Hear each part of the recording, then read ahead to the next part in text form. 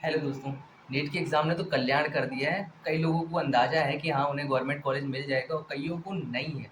जिन लोगों को नहीं समझ में आ रहा है कि उन्हें क्या करना चाहिए, अब एमबीबीएस नहीं मिलेगा, तो उनके लिए स्पेसिफ़िक ये वीडियो है।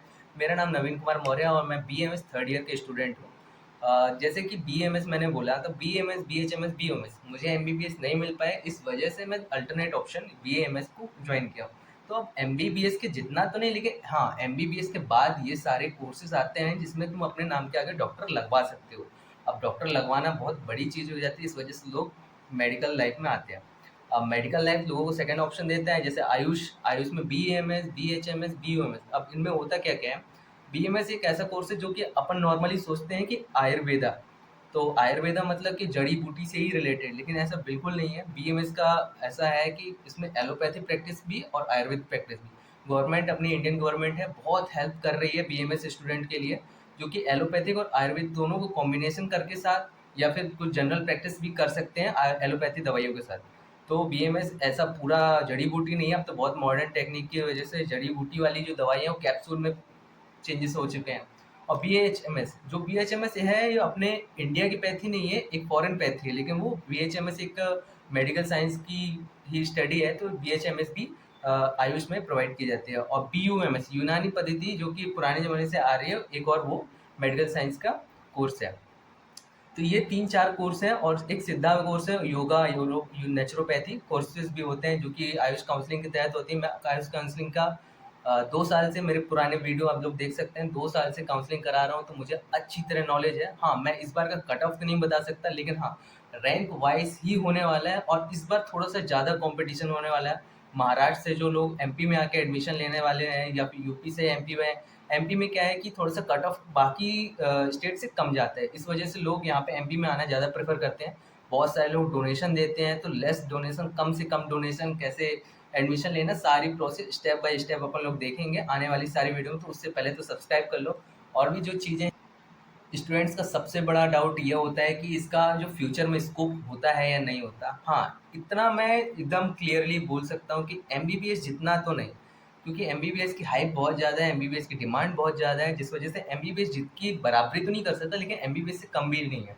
गवर्नमेंट सेक्टर में जब जाओगे, तो गवर्नमेंट सेक्टर में बीएमएस की जो डिमांड है, क्योंकि एमबीबीएस वाले ज़्यादा ज्वाइन करते नहीं हैं, तो बीएमएस, बीएचएमएस, बीओएमएस, तो इनके लिए पोस्टिंग बहुत सारी खाली रहती है। जैसे मेडिकल ऑफिसर तुम बन सकते हो, तुम्हारे अंडर में बहुत सारे डॉक्टर्स आएँगे। मेडिकल ऑफिसर बनने आसान नहीं है, लेकिन हाँ, मेडिकल ऑफिसर तक बन सकते हो, क्लास 1 ऑफिसर कहलाता है। मेडिकल ऑफिसर, चिकित्सा अधिकारी किसी भी गवर्नमेंट सेक्टर में, रेलवे में जा सकते हैं। अब तो कुछ मैंने एक न्यूज़ में देखा कि रक्षा मंत्रालय साइड भी जा सकते हैं और रिसर्च सेक्टर में भी जा सकते हैं।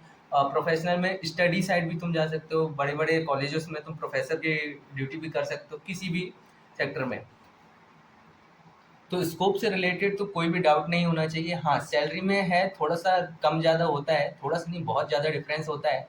अगर तुम अपनी खुद की जनरल प्रैक्टिस कर रहे हो, तो तुमको टाइम लगेगा, लेकिन तुम उस जगह पहुँच जाओगे। अब तुम रूरल एरिया में कर रहे हो या अर्बन एरिया में कर रहे हो, रूरल, अर्बन, गाँव साइड कर रहे हो, तो तुमको अच्छी स्कोप मिलेगी, क्योंकि उस सभी कोर्सों में स्टडी में डिफरेंस क्या होता है? अब देखो, ज़्यादा डिफरेंस तो नहीं होता है, लेकिन हाँ, होता है। आयुर्वेदा में हमको आयुर्वेदा भी पढ़ना पड़ता है और मॉडर्न साइंस भी पढ़ना पड़ता है। सेम टू सेम होम्योपैथी में, होम्योपैथी के जो सिलेबस होते हैं, वो होम्योपैथिक सिलेबस के साथ-साथ जो मॉडर्न सिलेबस है, उसको भी कवर किया जाता है।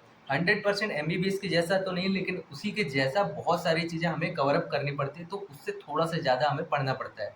प्रैक्टिकल नॉलेज में अगर कहा जाए, तो एमबीबीएस को ज़्यादा नॉलेज होता है प्रैक्टिकल नॉलेज में, क्योंकि वो बहुत सारी ऐसी दवाइयाँ हैं जो कि गवर्नमेंट हम लोग को अभी के लिए रिस्ट्रिक्शन लगा रखी है कि हाँ, हम इससे ज़्यादा नहीं दे सकते। ये दवाई, लिमिटेड दवाइयाँ हमको यूज़ करने के लिए बोला गया, और वो बहुत ज़्यादा सफिशिएंट है, नॉर्मल जनरल प्रैक्टिस करने के लिए सफिशिएंट है। तो बीएचएमएस, बीओएमएस और बीएएमएस, ऐसी बहुत सारी कोर्सेज़ हैं। तुम उसमें पैथो साइड जा सकते हो, फिजियोथेरेपिस्ट बन सकते हैं, नर्सिंग साइड जा सकते हैं। ऐसे बहुत सारे कोर्सेज़ हैं जो कि एमबीबीएस के अलावा भी इस टाइम पे अच्छे स्कोप में हैं। तो और एमबीबीएस के अलावा जो आयुष काउंसलिंग होगी, उसके लिए स्टेप बाय स्टेप, जिसका एमबीबीएस नहीं हो पा रहा, उसके लिए स्टेप बाय स्टेप क्या-क्या प्रोसेस है, क्या-क्या नोटिफ़िकेशंस हैं। अब हमारे नंबर कम आए हैं, ज़्यादा आए हैं, उस बेसिस पे हम लोग डिस्कशन करेंगे कौन-सा अच्छे से अच्छा कॉलेज हो सकता है, कम से कम पैसे कितना लग रहा है, क्योंकि बहुत सारे स्टेट चेंज करेंगे, तो यार थोड़ा बहुत डोनेशन तो लेते हैं। नहीं लगेगा, किस स्टेप से हमको डोनेशन कम से कम देना पड़ेगा, या फिर बहुत सारी चीज़ें हम डिस्कस करेंगे। उसके लिए चैनल को सब्सक्राइब कर लो। मिलते हैं नेक्स्ट वीडियो में। और कोई सजेशन हो तो ज़रूर कमेंट करना।